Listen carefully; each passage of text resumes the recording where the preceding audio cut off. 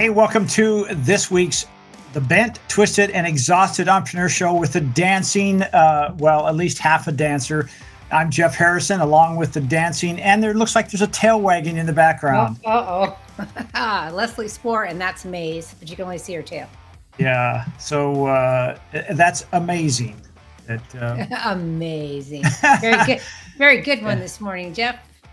Hey, Leslie, I know we both have some remodeling going on, so in case you hear any noise in the background, it could be that. I think we're okay today. I think you said you had your stuff all handled and you got a little break. My guys are off for today, but they have keys. Who knows where it's going to walk in? But we've got a great show lined up for you today. This is the Bent, Twisted, and Exhausted Entrepreneurial Podcast for.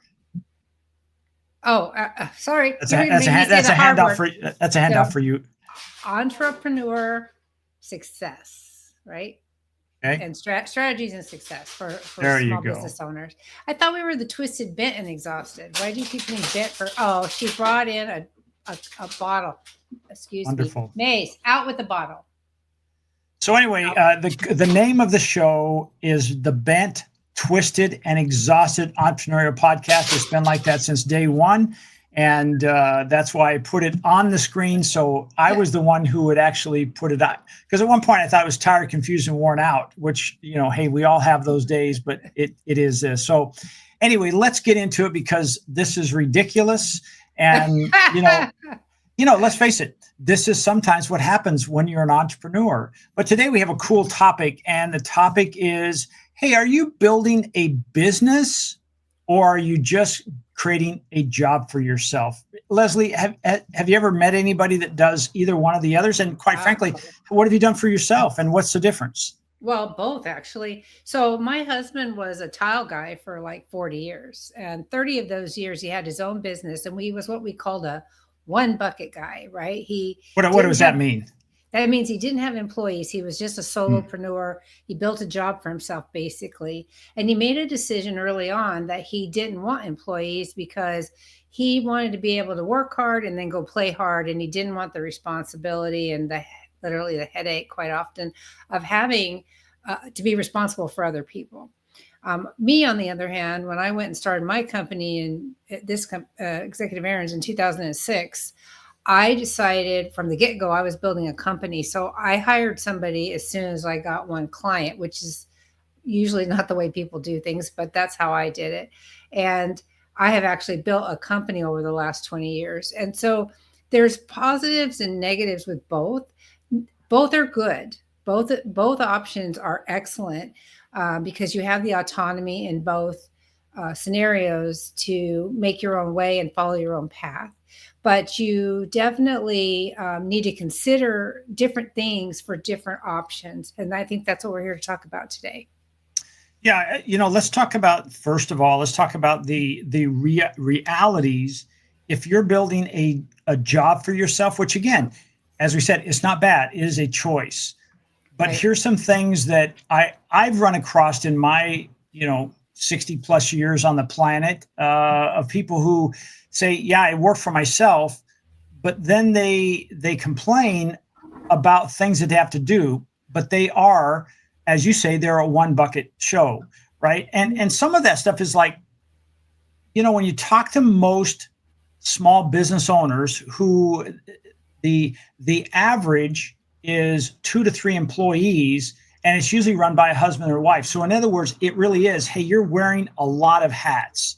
So you're the sales, you're the marketing, you're the accounting, you're the HR, your payroll, customer service. Yeah. And so when you take on that job, like with your husband, he had to answer all the phone calls from all the customers. There was no shield in between him and his end user. Is that correct? That's correct. Yeah, he had to, and there's so many. Like I said, there's a lot of positives, and I don't want to get ahead of myself on what some of they are because we're going to talk about that. And there's also drawbacks, and so you really need to, when you're trying to decide to start a business, or even if you've been in business for a long time, there's no reason not to change direction. You can always change direction on what you're doing, but you still want to give this consideration so that you know what you're doing. Because if you can't just start a business and look at 6 months from now, you really need to look at 5 years from now and say, okay, where do I want to take this? What do I want to do? What do I want to be when I grow up? So that you have a path to follow. And again, that path can change, and it always does, but you need to start out with something. You just can't, throw a shingle out and think that you're going to be successful. Well, sometimes this often happens, and I'll use my wife as an example. She's an amazing cook, and she's trained as a chef, but she does home cooking, and she loves what she does. She really is spectacular. And so we'll have somebody come over and they'll have dinner and they say, "Oh my gosh, you should open up a restaurant." She would never want to do that because she enjoys the cooking. Now, what would happen is sometimes people think, "Oh, I'm really good." And I'll give you another example. Another dear friend of ours, she is a magnificent dessert, what are we thinking, a pastry chef. And she has done that a little bit on the business, but she's like your one bucket person. And there are times where she just hates it, and she can't look at another macaroon because she has to make so many for these restaurants. So those are some of the realities of what you have to do, is say, hey, like you said, it could shift. And, right. At that point you say, well, like she said, I can't take on any more, our pastry chef. I can't take on any more because I'm the one doing all the work. So right. how do people make that shift, Leslie? And you kind of alluded to at the beginning. You said, hey, I just hired somebody. But how do we start making that shift from saying, wait a second, I am the glue that holds this whole thing together. If I step out, there is no business. How do we move from that to, okay, let's transition in thinking, well, maybe I want to make a business of this. Well, I think before we get to, I don't mean to step on your toes, but I gave her a hand. That's why we don't run relays. I hand her the baton. She drops it, actually throws it back at me. So, yeah. Well, I think it's important to talk about the pros and cons of both options first. I don't want to just say, okay, well, if you're a small business owner and you feel overwhelmed, you want to transition to being a company, because there are things you can do as a small business owner while you're a solopreneur that can make your life better without becoming a full-fledged company. And when I say company, I mean having employees and workers' comp and all that stuff that you have to do when you're when you own a company. So let's talk about that for just a minute, and then we'll come back to that, because I have a perfect example of how you do that. So what's the benefit of being a solopreneur, right? You get to make your own hours, right? You get to, nobody tells you what to do, right? You can pick and choose what jobs to take, which these are all still true for a business, but I think you get a little bit more strength in this when it's just you. You don't have to worry about bringing in work for somebody else so they can feed their family. What else is a benefit to it? You could take time off when you want to, right? What else would you say is a benefit to just being a solo? You don't have the costs associated with so much with taxes, paying employment taxes, payroll.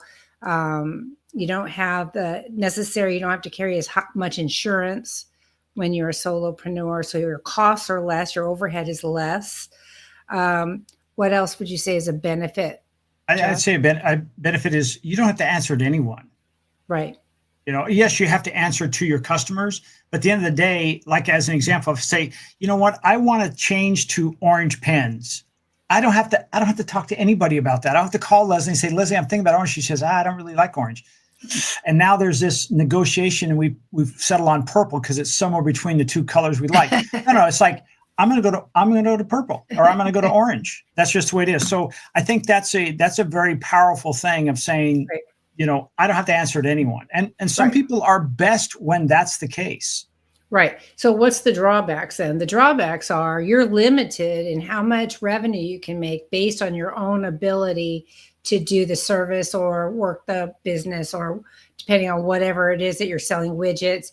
You're limited in what you're physically capable of doing, right? You can only grow to a certain size if it's just you, because it's just you. It's like having a 5-gallon bucket. You can only put 5 gallons of water in there, and anything else is spilling over. Exactly. That's all you've got. That's your capacity. Right. And then you also can't, you can still be selective on who you work for or don't, but if it's a long time between potential clients, that you might be forced to take on more work that you don't want to. It's difficult to respond in a timely manner when it's only you and you're doing the work and trying to take the calls and then find time to do finance. And so you may often find yourself working at night a lot more than you want to. I try to explain to people that your income is diluted by the number of hours you work, right? Explain that. So if you're charging $50 an hour, I don't think anybody charges that, but if you're charging $50 an hour and you're working 40 hours a week, technically you're making, that's $200 a week, right? Or 2,000. Sorry, my zeros. I need an extra zero. But if you're working 80 hours a week, that's technically only $1,000 a week, right? You're saying if I still get paid 40 hours, I'm only getting paid for 40 hours, but I worked 80 hours to accomplish that 40 hours worth of work? Exactly. So the other 40 hours are spent on marketing, networking, finance, things that you have to do outside of the time that you're working. So your income is directly affected by how many hands you have. Basically, I think that's the easiest way to say it, right? So there are benefits and drawbacks to that. As a business owner, now you're responsible. Now I say business owner, not solopreneur, but actually have employees or subcontract assistants. You have people you're responsible for, right? You have to sell work in order to keep them occupied. But you also have the opportunity to bring in additional help, subcontract or delegate work to experts in different aspects. Like you could hire a bookkeeper, or you could hire somebody to do your blogs or your web information, or you have all these. You don't have to have all the skills. You just have to make enough money to afford all the skills, right? And the one thing that people often forget is that your business, the less you work on your business, and I say on it, the less you work in your business, the more valuable it is, right? Yes. Now, so speaking of that, if you're a solo person and you're doing all the work yourself, when you stop, what value is there?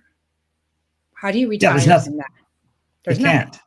Yeah. My kid's dad, he worked on bandsaw blades and sold seasonings to all the Stater brothers up and down the coast of California.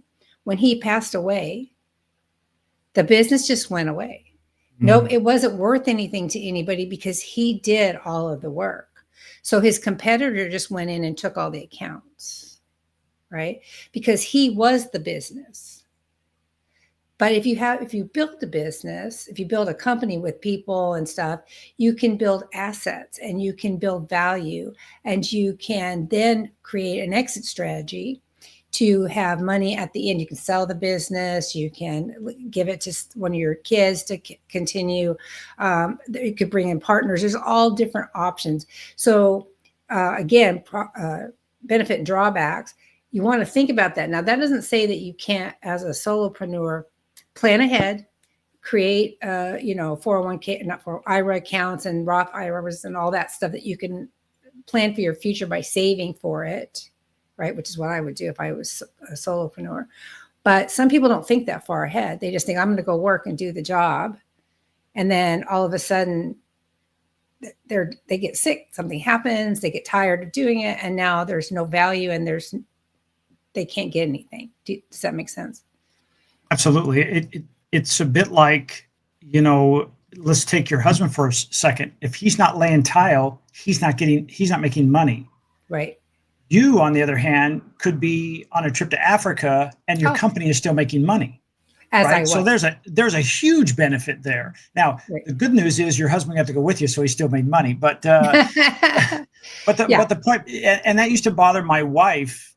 We went to a seminar many, many years ago, and she's been a hairstylist owner and had her own salon for some time, but it's a one shop, like one person. She's in there by herself. And they were explaining this. I have a business. She has a job. that sounds like a business, right? Mhm. And they just made it very clear. They said a business will make money when you're not there, and a job requires you to be doing the work. And the moment you stop cutting hair, what happens to your income? She says, Stops. no pun intended, it's cut off. Right, exactly. And so just recently, and this is just, I'm talking in the last 48 hours. Oh, really? Yeah, where she's starting to kind of see this idea of possibly now putting a second or third chair in her salon because there's room, and then renting those out. Now, it's not going to become this massive income, but what it does, it actually pays for the rent and then makes her, a couple $1,000 a month if she didn't have to cut any hair. But she looks at it and Right. says, well, maybe I go from 4 days to 3 days. So there is a transition place, but it's taken her 40 years to get there. For how long? 40, 40. 40. 40. Yeah, because she's always loved that freedom of, hey, you know what? I have my book. I lock the doors. I go to Cabo or wherever she goes to Thailand for yoga, and it's okay. Or when she comes back, she just picks up and keeps going. She doesn't have to worry about employees. And I always say, well, let me ask you, what if you had a lot of employees like you? Would you be hard to manage? She says, well, no, but there's not many people like me. I said, you got to give it a chance. Right. Right. Exactly. Yeah. And so I like the idea of, hey, your money stops when you stop working. If you have a job, where in a business, it does not. That's correct. And so that's something you have to consider. Now that's fine for some people. I know a lady that owns a spa. It's a small boutique spa. And she doesn't really make a lot of money, and she doesn't really she doesn't lose any money. She doesn't make a lot of money, but she doesn't have to work. So she gets frustrated and expresses to her husband that she's frustrated because she's not making money hand over fist in this spa. On the other hand, she loves it. She likes going there every day and the conversation with people and the interaction with people. And when she wants to go away to Cabo or whatever, she can just go and just puts a note that says, by appointment only or whatever. And so, her husband keeps telling her, but you don't have to work. You're just doing this kind of for fun. And that's okay too. It's just pin money. That's what we call pin money, that you just have a little extra money in your pocket if you want to go to Home Goods or go somewhere and have a cocktail or do whatever. It's just a little of your own personal money. And there's nothing wrong with that. I think some people get hung up in, how do I'm not successful if I'm not running a huge corporation. And that's not true. Success is dependent on, I've talked about this in my educational series, remember, about what is success to you? What tells you? Right. To me, success is that I can walk away and things still operate properly. And that also creates value for a future exit strategy. Whereas if things fall apart when you're not there, then it isn't built right. At least it's not my opinion. And because it should always, money is secondary, I think, to the fact of how well your business runs, what reputation you have, how your clients see you, what perception of value do you have. I think the money comes secondary to that. If you focus on those other things, then the money comes. I agree. We see that all the time. Dan was that way. Your husband, I'm sorry, I should have mentioned it, but your husband's that way. And my contractor's that way. Is like, it becomes one of those things like he was mentioning in our meeting the other day, that one person has given him 17 leads. Well, that would never happen if he didn't do what you just said. He did the work and the money came, the referrals came because he did a great job. And, now there's an example where, he had a business, thought he would create a little job on the side. It grew again. And now he's moved himself from being the person doing the work.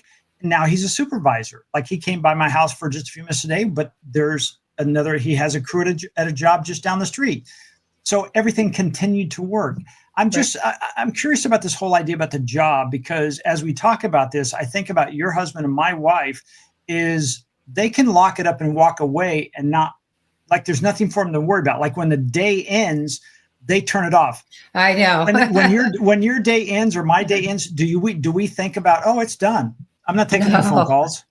No, we're bent, twisted, and exhausted most of the time.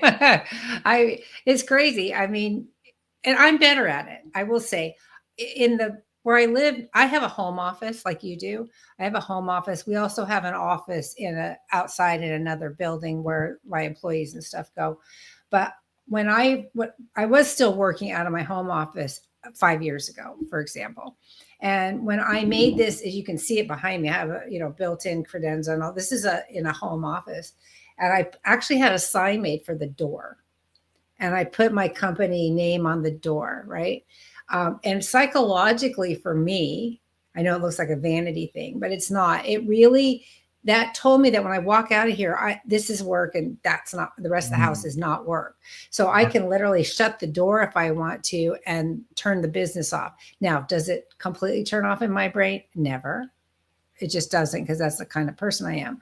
But you have to be able to get away from it sometimes. And I'm not sure which one it's worse for. I don't know whether it's worse for somebody who's responsible to do everything, or somebody like me who's got employees that help. I don't know. I think part of that's your personality. I don't know. What do you consider yourself? Because you, to me, in my head, you're more of a solopreneur, but I know you have a lot of help, but it's a different kind of help. It's more virtual help. So I don't know how do you classify your business?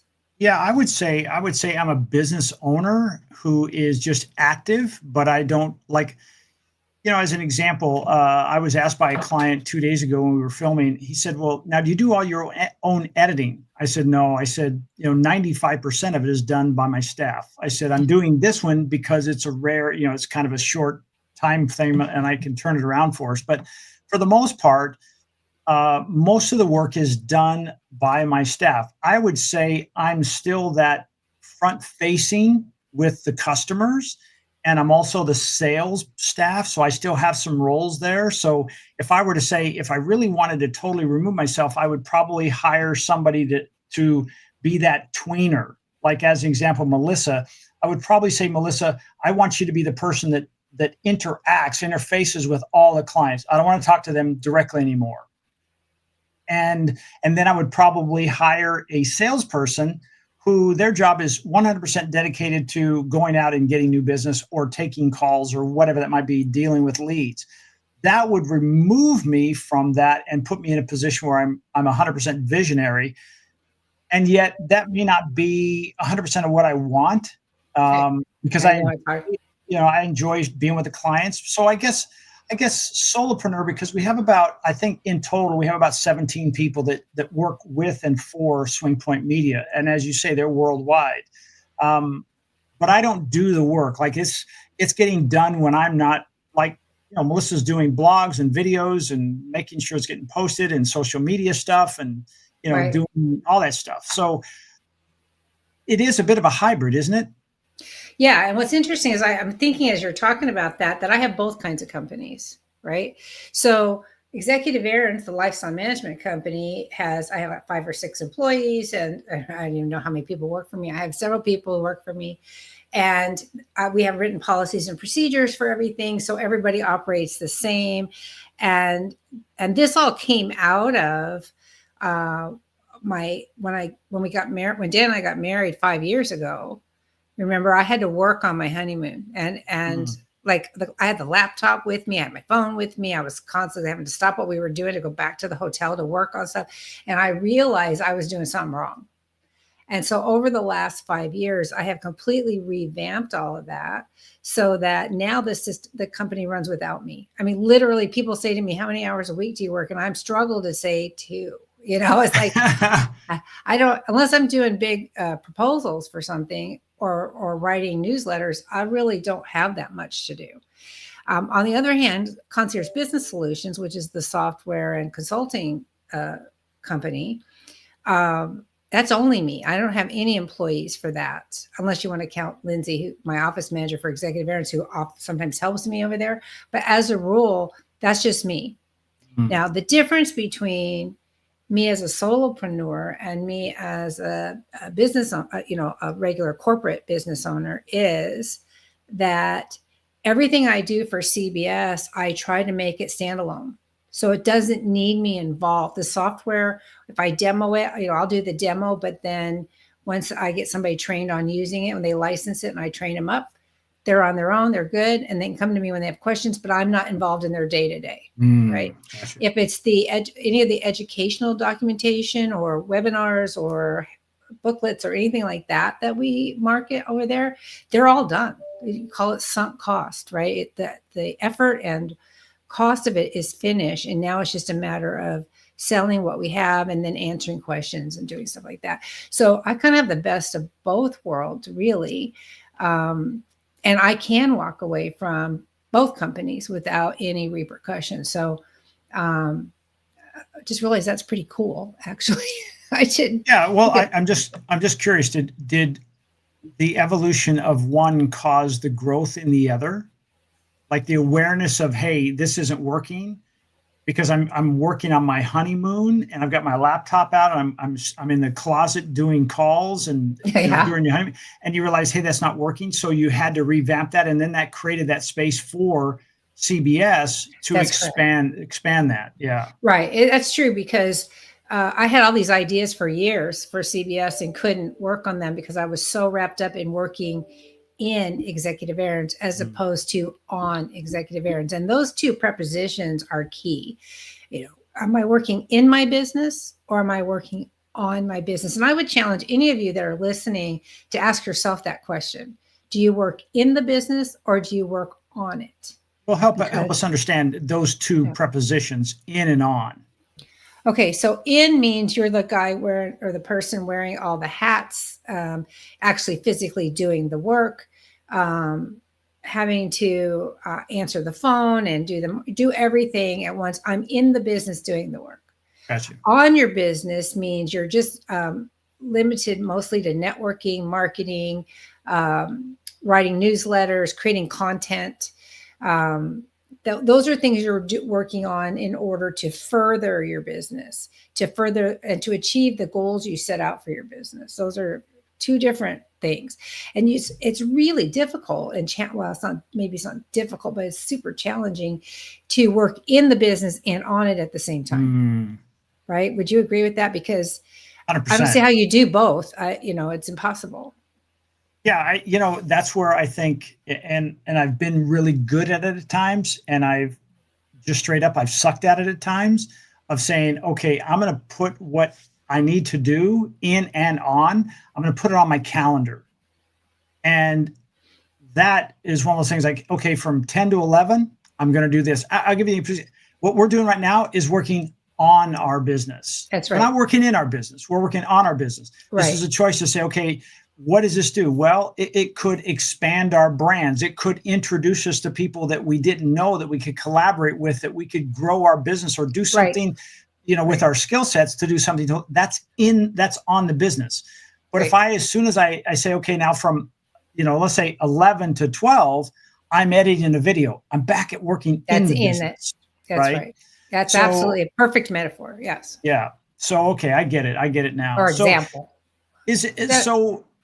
What we're talking about here, it sounds like I'm probably more of a hybrid. And when you talk about a business or a job, you have that ability to say with executive errands, that's truly a business, because you're never going out there and walking the house and, following the wall and, writing reports that's not you. You're not doing that anymore, right? Right. No, I never did it. Honestly, I never did it. And except for when somebody was out sick.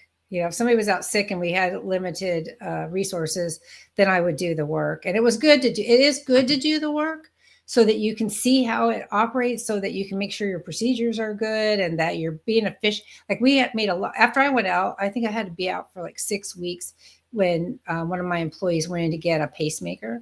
And I realized that several of our reports in our system were inadequate.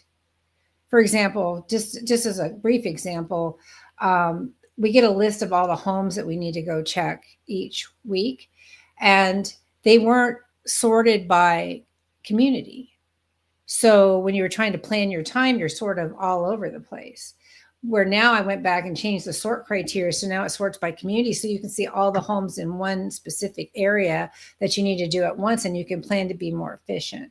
Little things like that you may not realize when you're not doing the work helps to, so it's like the undercover boss, it's like Yeah. go and do it for a minute and find out what's really going on. But again, I never set out to build a job for myself. I specifically knew I wanted to build a company. And in my mind, because we sell time, and time is smoke and mirrors, right? It's vapor. I mean, time is really hard to quantify. So I knew that I need to have a structure in place that the client, how do I want to say this? The worst thing you can hear in my business is you're like family to me. Mm. Okay. And that's because then they want favors. They don't want you to charge them for everything you're doing. So in order to avoid that situation, hiring somebody created that hierarchy that said that person has to be paid. They're assigned to work to do the support for you. So therefore I have to bill for their time. Right. So I have never had really, I don't think I've had any complaints about how much we charge for time or how much time we spend doing something, because we're really, really good. And this is a whole other topic, but we're really good about documenting what we did, why we did it, and how we did it, so that we have that transparency so the client gets the value out of it. But these are things that you have to think about, even either way, solopreneur, big business owner, I'm going to say just corporate business owner. You have to think about perception of value. How do you create that customer service level? Everything's about from the client perspective. And so for you give them a finished product, you give them content, you give them video, you give them blogs and newsletters and stuff. You give them something tangible. I'm like using a gas credit card, right? At the end of the month, what do you have for it? Nothing. You've used it all up. Right. I was like, I don't use gas credit cards because I hate the idea of paying for something I don't have in, so, so it's kind of the same thing. You're using hours, and we're absolutely a valuable service to clients who can't be in two places at the same time or have a second home here or another part of the country. But you need to be able to assure them that they're getting true value for that. And because it's just air for them. They don't have anything tangible like you do. So it's a bit of a challenge, but it certainly can be done. Absolutely. Well, if you're just joining us, we're talking about, hey, are you a business owner, or did you build a job for yourself? When you said, hey, I'm going to go to business, am I building a business, or I'm an operator, or I am building a job, and it's just me. I get to go to work every day, and it's that's the way you want to do. We're not saying one is better than the other. They're saying it's a choice, and just understand the positive and minuses of those. And also, now I want to bring that question up that I asked early on. Right. Okay, so somebody has been doing a job for a while, and because they've gotten so good, the demand is so high, they realize, wow, wait a second. If I had one more person, or if I didn't have to do everything myself, I could grow my business, and I'm open to that. How do people start making that transition, in your opinion? Well, first, in my opinion, you would have to evaluate what kind of foundation you already have, right? Do you have a website? How is your brand built? Have you taken the time to brand what you're doing, even though it's just you, right? Because some people don't. They literally have a business card and they say, I make cookies, and, they start making cookies for people. So if you have a website, you have pricing, you also have to consider this. And this is one of the big things in the beginning is a lot of times people's self-worth is tied up in what they're going to charge for something. And so they feel like they can't charge a certain amount because who would pay that? That's what they think. Mm-hmm. Who would pay that? And if you're going to transition into being a business, a corporate type business, you will have to pay those people to help you. So your price point, whether it's for widgets or for services, has to support the cost of adding on employees, payroll, stronger marketing, better marketing collateral, digital marketing. I mean, you've got to make sure your price point will cover all these things you want to do. So I often counsel with people that are charging $35 an hour for what we do, for the type of work we do, but someplace else in the country. And so my first question is, who's your target client, right? Because you have to know who your client is. If you're going after fixed income seniors, in our situation, if you're going after fixed income seniors, you're limited on what you can charge, and you're going to have to make up in volume in order to make enough money to be financially secure. If you want to have fewer clients, people who understand the value of what you're doing and who are not going to quibble about what it costs, that the time is more valuable to them than the cost, then you have to charge a higher rate, which then allows you to hire people so that you can pay them and still make a profit, right? And I can't tell somebody what to charge because that would be considered price fixing. So I can only give my own examples and give them things to think about when it comes to consideration, fee setting considerations. I have a booklet about that that's on my website, fee setting considerations, so that you can figure out whether or not you can afford to hire people. Because often when you start out as yourself, you're not charging as high of a rate as you're going to have to charge in order to hire people, right? So unless you can go hire them from like somewhere where they only get $5 an hour or something. But if you're hiring local people, you have to pay them a fair and living wage. So I think that's probably one of the biggest transition things that can be quite overwhelming for people, that you're going to have to address what you're offering, how much you're charging for it, how do you sell that, right? You have to be comfortable in whatever you're selling. I'll tell you a story about that. So I forget what I used to charge. I used to charge X amount of dollars per hour, and I knew I needed to go up, but I was really nervous. This was way back when I first started. I didn't charge enough to begin with. And I had in my mind what I wanted to charge, but I wasn't confident in it. So you can't sell what you're not confident in. So one day I get to this new client, this potential new client, and I sat down and she said, well, how much is it, after we talked about everything? And I used the new number. She didn't bat an eyelash. She said, okay. And I went, oh my God, that was so easy. All I had to do, just tell them what it is. And so there's ways to do that, but you have to be confident in what you're offering, and you have to take into consideration what comes out of the number, right? Because these days everything's gotten so expensive. You have to, and you don't want to be raising your rates every 6 months or every year. You want to try to, I do them in pretty big chunks, so I don't have to do them again for a really long time. And we've been blessed that we don't lose a lot of clients when we do that, but they understand. I've had people stand up in board meetings at HOAs and say, this is what Executive Heirance does on my behalf, and that she doesn't charge enough for it. That's embarrassing. So you have to think about all these things. I'll give you an example of when you don't figure in the cost of staffing. A very close friend of mine, he and another person went into business together, and they worked very, very hard. And at the end of the year, they had done 7 figures in business, but they'd made very, very little money themselves. In fact, if they would have been one of their freelancers, they would have made more money. And so they shut the business down. They separated.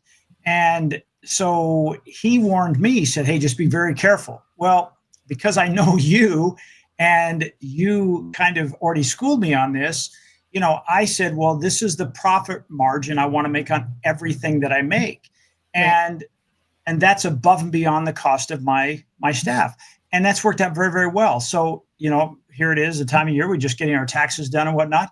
and it worked out really well. It wasn't Okay. outrageous. Yeah, it wasn't outrageous, but it was one of those things like, hey, if we're taking the risk of starting a business, whether it's an individual or it's a business instead of a job, you deserve that.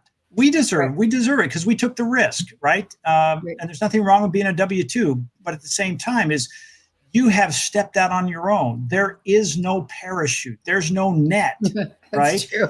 And so it's up to you. So there should be some higher returns. I think about people who are like in the restaurant business, and that's a very thin margin. 3 to 5% profit. I'm like, that's not even worth doing it, in Right. my Exactly. opinion. That's how I feel too. Right? That's not worth doing. And put your money in, treasuries or something, and sleep well at night. But that's another story. But so anyway, so what Leslie's saying is making sure you understand the cost associated with the hard costs associated with bringing that. And it may just be one person, like she said. Hey, when she got started, she hired one person. What is the cost associated with them? Because it's not just their hourly rate. It's all No, these other things that go along with it. yeah, you call that the Workman's burden. Yeah, the burden of the company. So say you pay somebody $20 an hour, but burdened with taxes, insurance, payroll, all that stuff. It may be $40 an hour, really, right? I mean, that's a Yeah. rule of thumb we used to use when I worked in aerospace, that it was about $40 an hour. It's probably higher now, but you have to take that in consideration. So it's not the $20 an hour that you're paying them. It's how much burden is there, or how much overhead is there in the company. And for a while, my overhead was going down while my revenue was going up, which totally amazed my accountant. She was like just flabbergasted. No, whose overhead goes down and their income goes up. But if you're smart about it, you can do that. You just have to be smart, and you have to look at all kinds of things when you transition from solopreneur to corporatepreneur. I'm going to call it that way. I was going to say something about finances a minute ago, and I now have lost it, but it'll probably come back. I was going to say that money's not, I keep saying that money is not the sole purpose, right? It's not the most important thing. However, there's a really good book out. It's been out forever. I think we read it the first in the 80s. So it's been around a long time, and it's still valid. It's called The Goal. Have you read The Goal, Jeff? I'm surprised I haven't. I've not heard of that. It's called The Goal, and the goal of any business, solopreneur or otherwise, is to make money. That's the reason we go into business, is to make money. That's it. And along that line, to add to what you said earlier about it's not worth my time, or I've got to make it worth my time, is if you're going to be in business for yourself, you need to be creative in how many revenue streams. Was that you or me? Did you hear that? It was probably here. Yep. I heard a helicopter. Construction. Oh, sound Big like truck. a helicopter. Big truck. Okay. So the goal is to make money. So when you go to create a business, you got to think about what kind of revenue streams can I generate off of this, right? In your business with digital marketing, you could take one thing and turn it into a blog, and turn it into newsletter, and turn it into video, and turn it into, all these different things that you could take one piece and turn it into, which creates all new revenue streams or new opportunities for revenue. So you have to look at, yes, making money is the primary business we go into work. Nobody's that altruistic that they're working for nothing unless they work for a nonprofit. However, to me, it's not the most important thing. So money will come. It will always come if you do good in the universe and to your community and to your clients. If you help people, help them by making technology for them that they don't know how to do. Help them by giving them time that they don't have, that they need extra time. Helping them with a software or training material so they can learn how to do better. If you're helping them, the money comes automatically. I know it's a little philosophical, but that's kind of how I feel about it. Oh, you want me to respond to that? Okay. Well, yeah. I feel like we've. Don't make me dance again. Yeah, no, I think we've covered that whole idea. The difference between the big question when we first started out is, hey, are you going into doing what you're doing as a business or a job? And right. one is requiring you to work in the business or in that job to make it run. The other one will allow you to work on the business, and you'll see the differences. And there's nothing wrong with either choice. Some people, Right. as we've said, our spouses, they like the job. It is a business. They get the write-offs, and that they're technically a corporation. My wife is, and but at the same time, it is a solo job versus a corporation where we're working on the business like Leslie and I do in our businesses. And even as we said, she is probably I'm going to say a purist when it comes to executive areas. She is truly a business owner. And I'm kind of a hybrid of that because I still wear a few of the hats, not all of them. And I can get away with being gone for a while and it still operate. But there's probably two people in my business specifically that I could probably hire and move on, and then it would totally remove me from that, and I could play more pickleball. Who knows? Well, I'm going to interrupt you for a second because I felt remember that coming. I know, you know me. I'm sorry. I apologize. I can't help myself. But you know how we were talking earlier about, well, say you get so much business, you want to transition into a real company. There is a middle ground on that too. Like your friend that said they didn't want to make one more macaroon because they're just sick of macaroons, right? So my daughter, she'd probably kill me for talking about her, but my daughter makes the most delicious cupcakes you ever had in your whole life. I mean, she has one that she calls the Father's Day cupcake that has an entire Reese's peanut butter cup in the bottom. I'll just let it go at that. I mean, it's just so good. Everything she makes is delicious.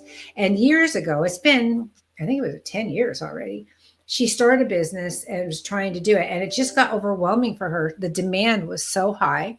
She wasn't charging enough because, again, you get your self-worth tied up in it and you say, who's going to pay $5 for a cupcake, which people will do all day long if they're good. They're like 14 bucks a pop.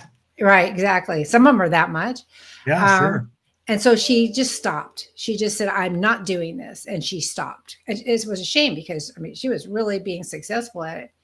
Well, fast forward 10 years and she's restarted that business. And again, this is a hobby that she turned into a business, just like you were talking about. But now she has rules. She will only make those desserts that she wants to make and only in small batches. So she makes these little dessert boxes like this big that have like 2 or 3 things in them for like wedding showers and baby showers and, birthdays. She makes all these cute little things. She doesn't do cake pops. She would throw something at me if I asked her for a cake pop, but she makes like little cobblers and little cupcakes and cookie sandwiches, all kinds of stuff. And people love them. She went to an event that sold out the first time she went. I mean, she just really, like 700 pieces, she sold them all out. So, but the thing is that as a solopreneur, it's on her terms. So it's the same general idea, but tailored back to a way that makes her happy to do the job. Because when it's a hobby that you're converting into a business, you can get really where you hate that hobby. It's no more fun for you, just like the macaroons. So I think that's also an option, that you can find a way to alter the path slightly so that it's still fun for you and isn't as big of a headache. I agree. Yeah.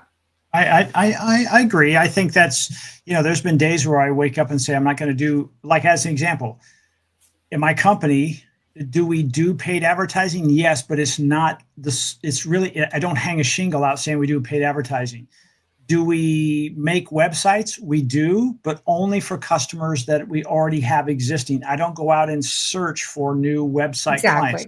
And we'll have 2 or 3 websites in a month going on, but it's not like, oh, I got so many, because it's a lot of work, quite frankly. And it's like, it's like watching paint dry. Because you do something, you have to wait for pieces from the client. And that's usually the tough thing, because people don't realize just how many moving parts there are in a website if you really want to do it well. So yeah, I get it. So I don't advertise for those things, right? And so I do a little bit. I think that's one of those things. It's like you put guardrails up, right? I'm not going to do that. Well, exactly. And I think that in either option, whether you build a business for yourself, build a business that has employees and whatnot, or you build a job for yourself, either way, it needs to be something that makes you feel good. Because part of the whole deal about going into business for yourself is to feel good about getting up and going to work every day, right? You don't want it to be like, oh, I got to go back to work today. I mean, no, we don't want that. That's all. So many people have said to me for executive errands, you should add a rental component to that, because property managers who also do rentals make buku bucks. The mere thought of that makes my stomach go into a knot, even just talking about it. Okay. Yes, I am aware that it would be a great revenue stream. It's doable. I have the brains to do it, but the idea of doing it makes me physically ill, and I don't want to do it. And it's not what I set out to build my company to do anyway. There's plenty of good property management companies that rent properties. Let them do that. I would rather do what we're doing. And so you have to honor those feelings so that you don't get sucked into doing something you hate, because it's so easy to do.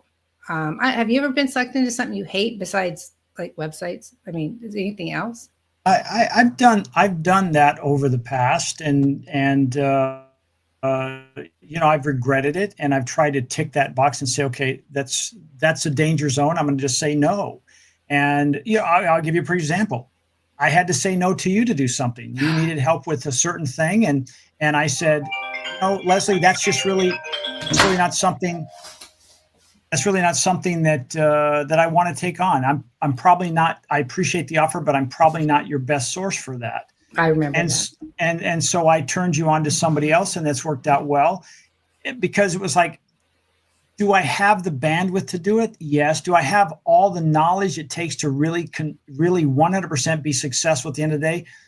I wasn't confident, and our friendship was worth more than that. And I didn't want to be coming back and say, Jeff, you said you could do all this stuff. And I'm like, yeah, but I was kind of learning along the way. I don't want to do that. And I only cry a little bit every day that you didn't help me. She still sends me emails and attaches that, and so I'm like, I'm still about chest deep in the knowledge of it. But anyway, so today, let's wrap up. So today we've been talking about being a business owner, and really, have you built a business, or have you built yourself a new job? And I think the key prepositions you gave are in or on. In or on. And if you're an in, you're probably a job. And if you're on, you're probably a business owner, because you're always working on the business. I'm just saying, if that's all you're doing, you're 100% in. Oh yeah. Okay. You're definitely got a job. And again, it's not bad. If you're in and out, or in and on, you're probably in that, as you say, middle ground. And you could be like myself, a hybrid. And then when you get to the point where you're almost always on, that sounds funny. Leslie's always on, right? She is I try to be always on. Yeah, she's a pure business owner. And we think about that only being mega companies, and it's not true. It can be, one person, especially now, one person, and everything is done with automation and artificial intelligence, but they're not doing anything. They're working on the business. It could be that way. So keep that in mind. I hope you've taken some good notes. Leslie, any last thoughts before we let them go? Because I'm starting to get bent, twisted, and exhausted. Oh my goodness sakes. You're so easy. Totally easy. I was just going to say only that one of the points that Dan always made as being a one bucket guy is that he had 4 kids and then 5 kids pretty young. And he liked to take them camping and motorcycle riding and all of that stuff. So by only working for himself, or having himself to be responsible for, he was able to take all that time and do that and spend those formative years with his children, which was really important to him. And he made good money. He could have made 10 times the money if he would have brought in people to help him. And I think the point I'm trying to make is that you have to decide how much is enough for you. How much is enough? Because it's really easy to just keep going and going and going and going. And you can get so wrapped up that you lose sight of what your objective is. So just really do some evaluation. If you need help, there's people like me and like Jeff that can help you. We certainly are willing to counsel and coach people all the time. So we're available. Cool. Well, as always, Leslie, it's a treat speaking with you on the Bent, Twisted, and Exhausted Entrepreneur podcast. If you're new to this, first of all, thank you for joining us. And we're on Spotify and all the other places, YouTube as well. And if you're listening to us on Spotify and you say, I didn't realize they had a video portion of that.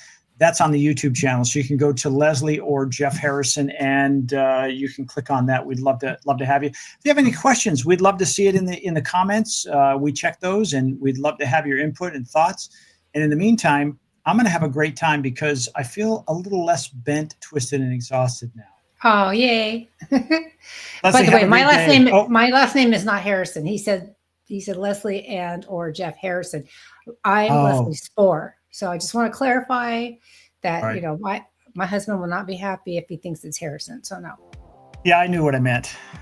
But I'm glad you clarified that. So Leslie, thank you so much. Until next time, make sure that are you working on, are you working in the business? And then just have fun doing whatever it is you do. I'm Jeff. Absolutely. I'm Leslie. We're out. Bye.